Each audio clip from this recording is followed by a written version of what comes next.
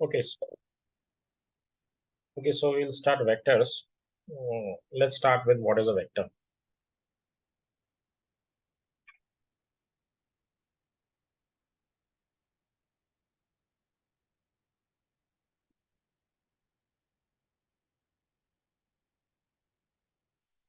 Vector is something which has magnitude and direction. and direction, right? Magnitude as well as direction.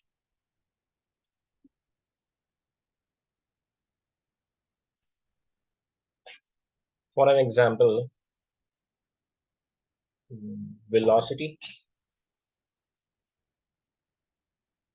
Velocity is a vector quantity. Any other quantity? Displacement.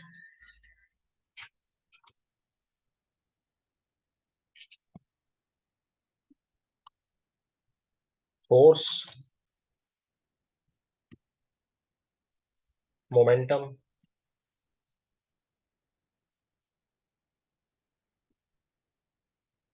Etc. These are all vector quantities. Why these are vectors? Because if let's say I take an example of a force will be completely defined when you tell me how much is the force. For example, 10 Newton force, and in which direction. Is it in this direction, or is it downward, or is it upward, right? So direction is also important to describe force. That is why force is a vector quantity. Now, Yes, how sir. do we represent a vector?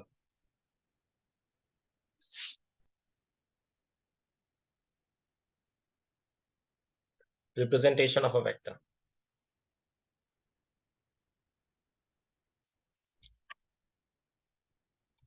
Very simple way is just a directed line segment, just an arrow.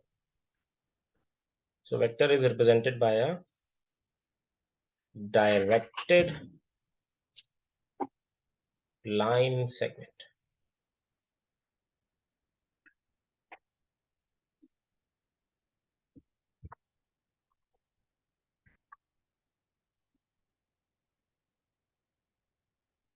Right, the point where the line segment starts, this is known as the tail of the vector, and the point where you indicate an arrow, it is known as the head of the vector. This is the head of the vector. The tail is also called the starting point, and the head is also called the terminating point.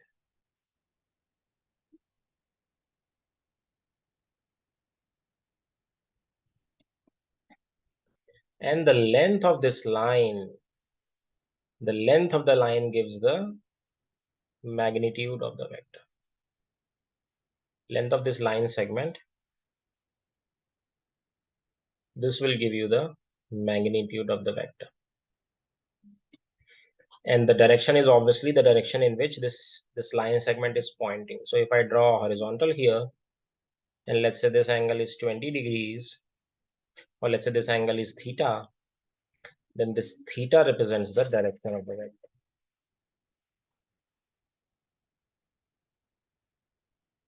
with respect to the x-axis, or with respect to the horizontal line. So we need to choose a reference line to represent the direction of a vector. Right? This makes sense? Yes, sir. Now, if let's say this vector was capital A and B, I represent this line segment as capital AB and draw an arrow on top of it. So this represents this vector. What if I have moved this vector parallel to itself and it comes here? Will it change the vector or will it remain the same? Sir, it will remain the same. It will remain the same. Why? So that direction and magnitude both are the same. Yes, because the direction has not changed. The length of the line segment has not changed. So the vector will still remain the same.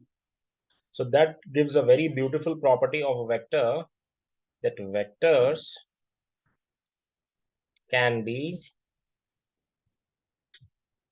translated. Translated means they can be moved around parallel to themselves. Vectors can be translated parallel to themselves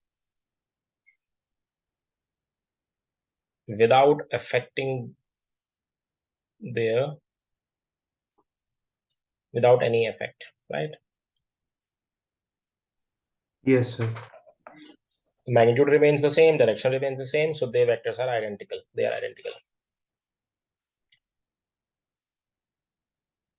Now let's understand some important types of vectors.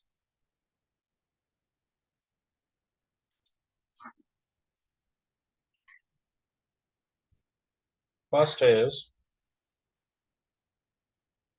a null vector, which is also known as a zero vector.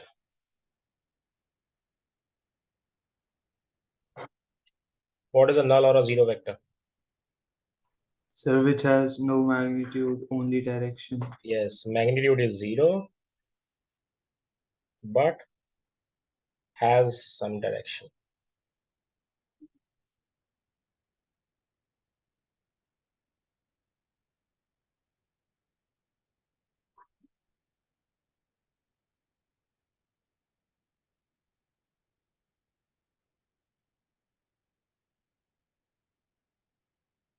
So for example, this is a point, and let's say this is the direction of it, and let's say this is A.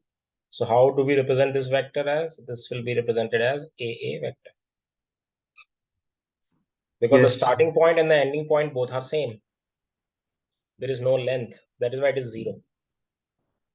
So the Yes, sir. direction of a zero vector can be taken as any direction because the direction is unspecified. Therefore, it can be any direction, right? Second, what is a unit vector? Sir, that has a magnitude of 1. Yes, magnitude of 1.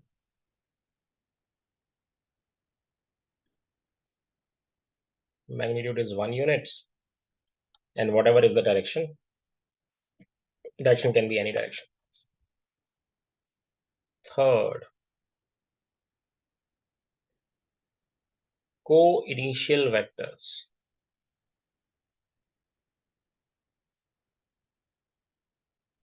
Sir, same starting point. Yes, they are the same starting point. So for example, if this is one vector, this is another vector.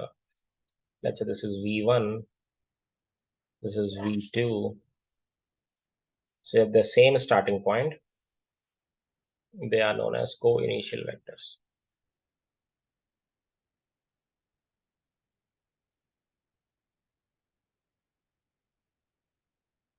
We already know what are equal vectors.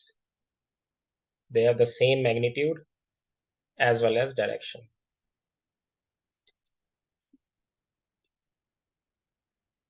Same magnitude and direction.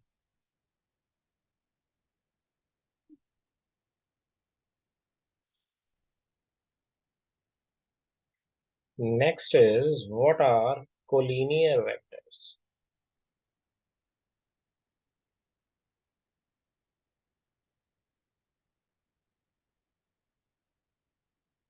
What are collinear vectors? Which are parallel to each other. That means they have the same what Same direction. or opposite direction, Oh, yes, sir. because they can be parallel if they are in opposite direction also, Yes, sir. right? So for example, if this is a vector and there is a vector like this, they are parallel to each other, therefore they are collinear. And suppose this is another vector and there is another vector which is in the same direction but of greater magnitude, they will also be collinear. See, why are we calling them collinear? Because we know that vectors can be moved around. So if I move this vector here, won't it overlap this vector? Right? Similarly, if I move this bigger vector on the top, it will be like this. So since they overlap, they truly represent collinear lines, isn't it? Coinciding lines. That is why they are called collinear vectors. Sixth, what is negative of a vector?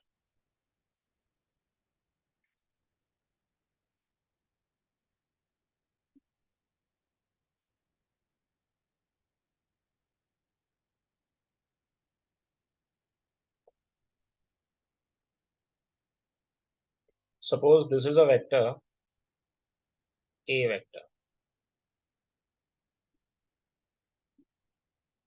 and suppose this is capital A and this is capital B.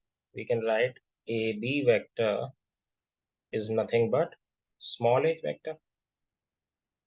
Now what will be negative of it? Just reverse the direction and don't change the length, don't change the magnitude. So BA vector will actually be minus of A vector,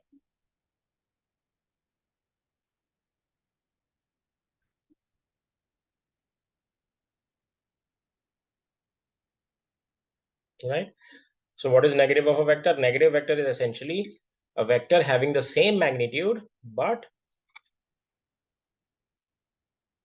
opposite direction. Yes, sir. Having same magnitude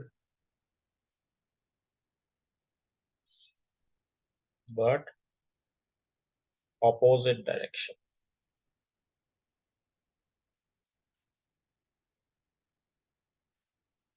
will be the negative of the vector.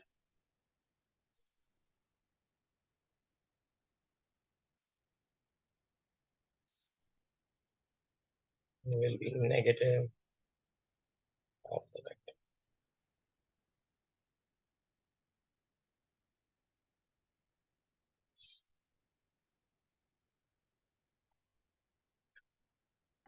Okay, now let's come to the next topic, which is how do we add and subtract vectors?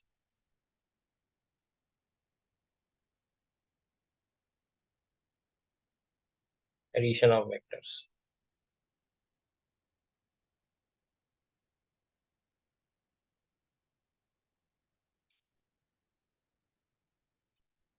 The first is the triangle law. Suppose you are given two vectors, this vector and let's say this one. Suppose this is 5 units and suppose this is 4 units.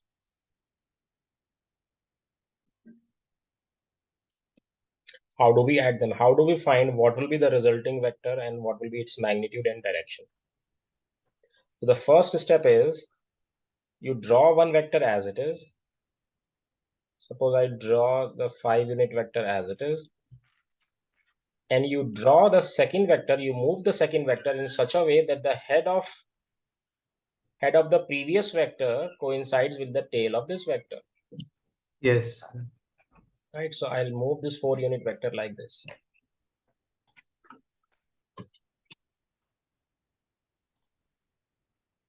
Right, and then join the tail of the first vector with the head of the second vector. This is head 2, this is tail 1, this is head 1, and this is also tail 2. So first we have moved the 4 unit vector such that its tail coincides with the head of the 5 unit vector. And now we join the tail of the first with the head of the second. So this becomes the resultant vector, which is equals to 5 vector plus 4 vector.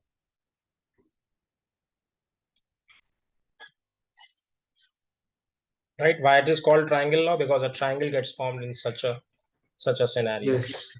Yes, sir.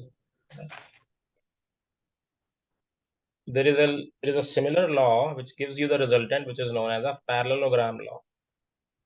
Yes, sir. Now, what is that? Sir उसमें sir वो 5 units वाले की tell पे लगता है 4 units वाला और फिर उनका Yes, पैरेललोग्राम बनता है parallelogram बनता है. So you keep one vector as it is, and you translate the 4-unit vector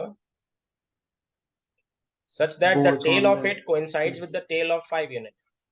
yes sir So now we will दोनों की tail match करा दो, दोनों की tail join कर दो, yes sir and complete this parallelogram in such a way that these two vectors become its adjacent sides. Now, when you have completed this parallelogram, the diagonal of the parallelogram gives you gives the the resultant. resultant Gives the result. yes So this will yes be sir 4 units plus 5 units. Look at both the diagrams; they are the same vectors, right? चाहे तो triangle बना लो या parallelogram बना लो, one and the same. yes sir Right. Now, a special case arises when the angle between two vectors is 90 degree. Then it is very easy to add them. yes yes sir Theta is 90 degree. Suppose there is a vector here which is of 5 units, and there is a vector towards north which is of 4 units. Let's use the parallelogram law. So we will get a rectangle like this, yes and if we draw its diagonal, this will be the resultant, and Pythagoras that be we can use the yes Pythagoras property because this is also 4 in length, this is 5, so R will be 3 no uh, 25 and 16 oh yeah yes root root 41 41 units. yes sir yes So this gives the magnitude which is root 41 units. yes And suppose we are interested in this direction. sir cos theta is equal to 4 upon no tan theta is equal to 4 upon 5 Yes, so tan alpha, let's call it alpha. Tan yes alpha is equals to 4 upon 5 using trigonometry. So alpha will be tan inverse 63 4 upon 5. Whatever that angle is, yes sir yes sir right? So we can say the resultant is of magnitude root 41 units directed. How will you represent this direction in words? Sir, north of Yes, uh, east. east. This is east, this is north. So we can say directed at an angle tan inverse 4 by 5 North of east. north of east. North of east. Yes, sir. So this is all about addition. Now, if we want to subtract two vectors, how will we do that? Sir हम एक vector को negative कर देंगे और add कर देंगे. Very good, very good. The first step is negate one vector. In other words, change its direction. Yes, sir. Negate one vector. And the second step will be apply any of the triangle or the parallelogram laws, add them.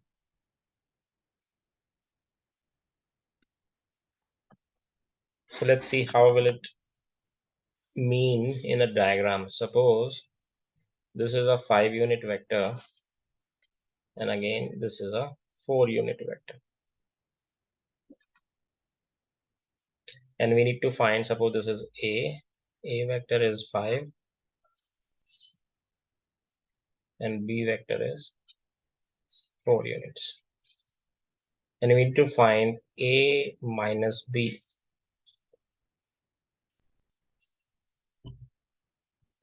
So let's draw a, which is this 5,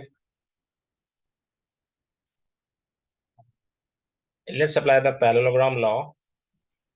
But Yes. first we have to negate b. So b will be Sir, -4 -4 in this downwards. direction. This will be minus b Yes, vector. sir. Yes. And if I move this in such a way such that their head, so that their tails coincide, so this will be the 4-unit vector, -4 or negative Yes. b vector. Now if I do a vector plus negative of b vector, indirectly that means I am subtracting b from a. Yes, sir. And what will be that? Let's complete the parallelogram.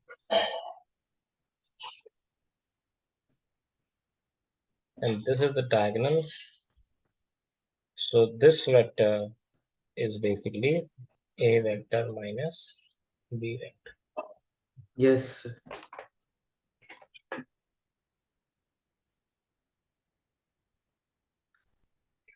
So there is one more thing that is very useful here to see and to observe, that one of the diagonals, this was a plus b, right? This is b, then this was a plus b, right? So one of the diagonals is a plus b and the other diagonal is basically a minus b. Yes, sir. If you see, these two parallelograms are exactly same, they are congruent, right? So the other diagonal drawn from the top becomes the subtraction of the two vectors.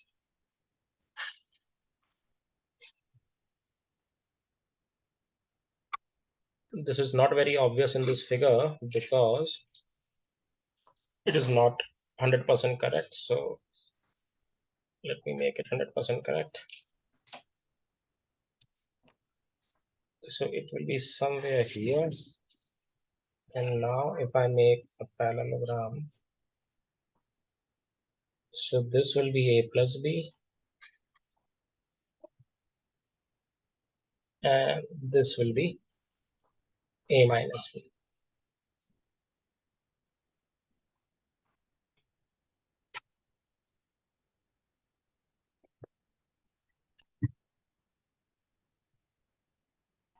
Right, this is clear. So addition Yes, subtraction is sir. very easy. Yes, sir. Next operation is multiplication of a vector by a scalar. What will happen if you multiply a vector by a scalar? Sir, it will just its magnitude will increase, but direction will remain same. Direction will remain the same, yes. So let's take a practical example. Suppose there is a force of 50 newtons directed towards east. Yes, And sir. I say to someone that increase this force 10 times. So that means I'm just asking to multiply this 10 times, Yes, sir. right? So 10 times f vector will be nothing but just multiply its magnitude by 10, which will become 500 newtons, and still the direction will be the same, east, Yes, sir. right? Just multiply the magnitude by the scalar, and that's it. Yes, sir. So this is all about vectors. How do we add vectors? How do we subtract multiplication of a scalar? And how do we, what are the various type of vectors? Now, one important thing to note is when you multiply a vector by a scalar, you get another vector, isn't it? You get another Yes, sir. vector. But what is the Yes. relationship between the two vectors? What category does these two vectors fall in? Which type of vectors Sir, are these? coinitial. They could be coinitial, yes, if their starting point And was sir, same. collinear. Collinear or parallel. So when you multiply a vector by a scalar, you get another vector which is collinear with the original vector. or Yes. parallel to the original vector. Yes, sir. Now let's stop here and let's start exercise, the first exercise of this chapter.